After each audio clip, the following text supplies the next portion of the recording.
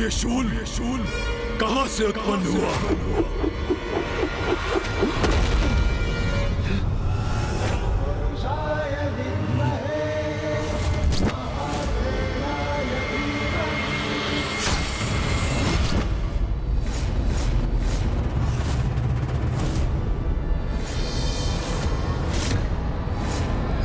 महादेव पुत्र, इससे सावधान रहना होगा मुझे।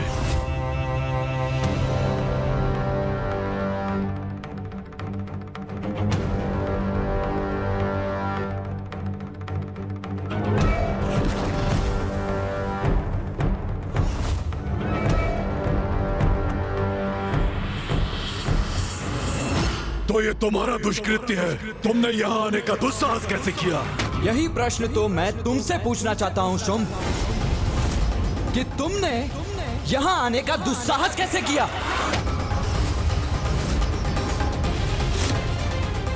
इसकी इतनी उद्दंडता, मुझसे प्रश्न कर रहा है ये?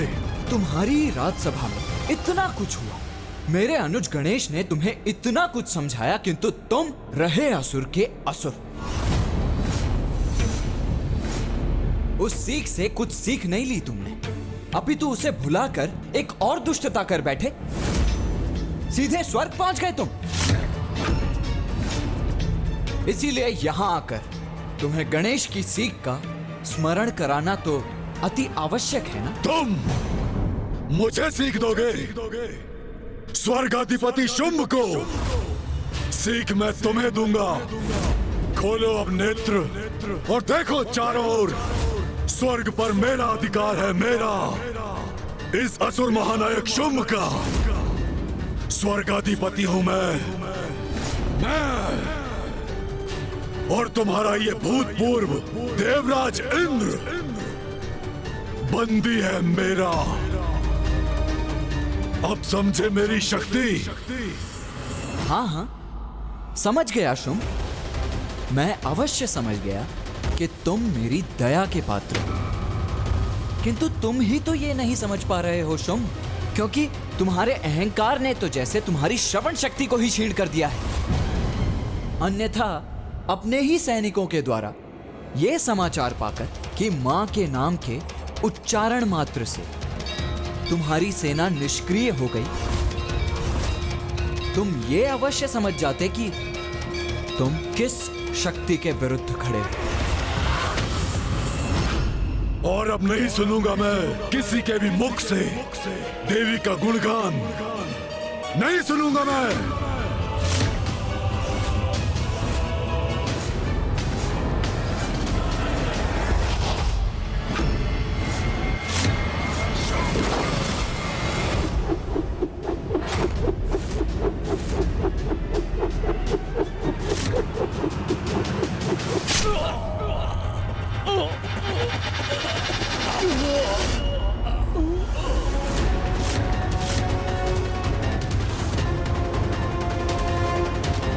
ये क्या किया इस दुष्ट ने?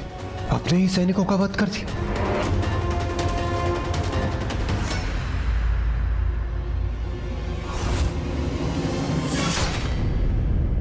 भीरू थे, द्रोही थे, जिसका उचित दंड मैंने उन्हें दिया। देवताओं को बंदी बनाने भेजा था इन्हें, और ये एक नारी शक्ति की काल्पनिक कथा लेकर लौटे। समझता हूं मैं, ये चाल है तुम देवताओं की। उन्हें कोई लालच देकर कपट कथा सुनाने कहा होगा, परंतु तुम्हें क्या लगा मैं इतना मूर्ख हूं कि तुम्हारे इस मिथ्या वचन पर विश्वास कर लूंगा? मां शक्ति के नाम की महिमा को मिथ्या बुलाने का दुस्साहस कर रहा है ये। इसका भयंकर दंड प्राप्त होगा इसे। अवश्य मेरे सैनिक तुम्हारे देवताओं को वहां धूल दूषित कर रहे होंगे।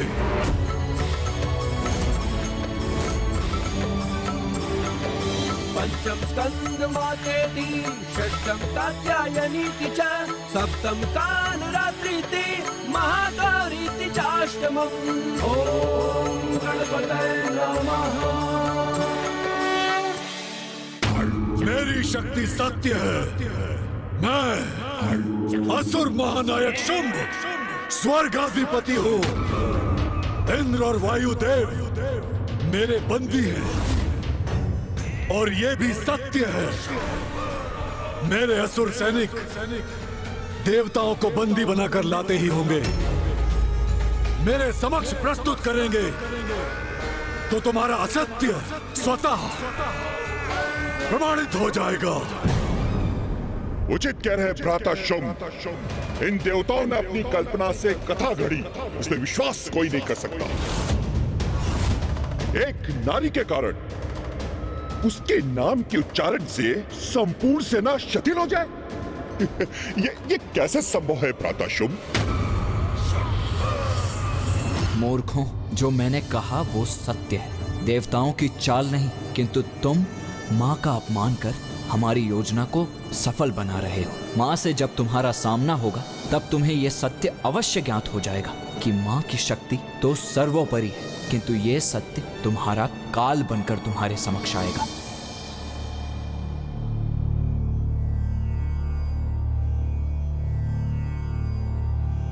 गणेश जी, ऋषि मार्कंडे के मुख से प्रस्फुटित हुए देवी कवच ने इन सभी असुरों को अवचेतन अवस्था में डाल दिया है, तो क्या अब हम इन्हें बंदी बना लें? नहीं सूर्यदेव, हम इन्हें बंदी तो कदापि नहीं बनाएंगे।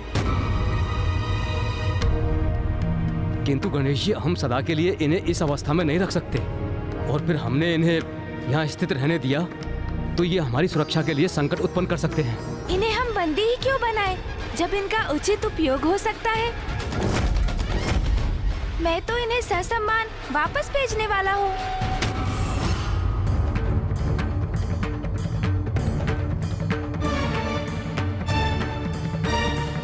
इन असंख्य असुरों को इस अवस्था में कैसे लौटाएंगे गणेश जी?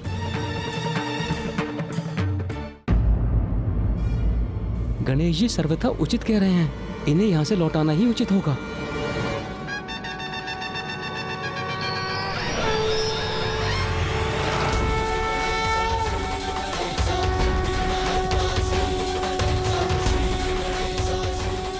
अपना आकार बड़ा करके क्या करने जा रहे हैं गणेश जी? सोन जी,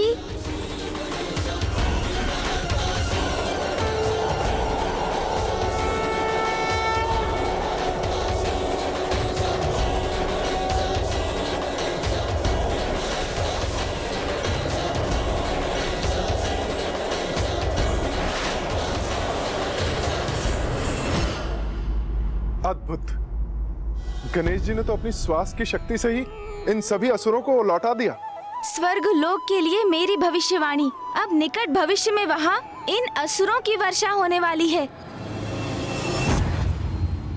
असफल हुई तुम्हारी ये कपट चाल और मुझे भयभीत करने की रणनीति व्यर्थ हो गई, किंतु सफल होऊंगा मैं।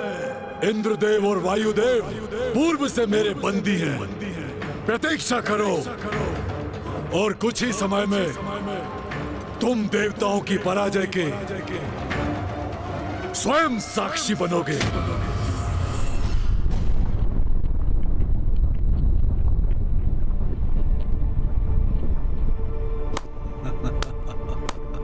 ये ध्वनि सुनी तुमने? मेरे सैनिकों के लौटने की ध्वनि है ये। मेरी जय और तुम्हारी पराजय।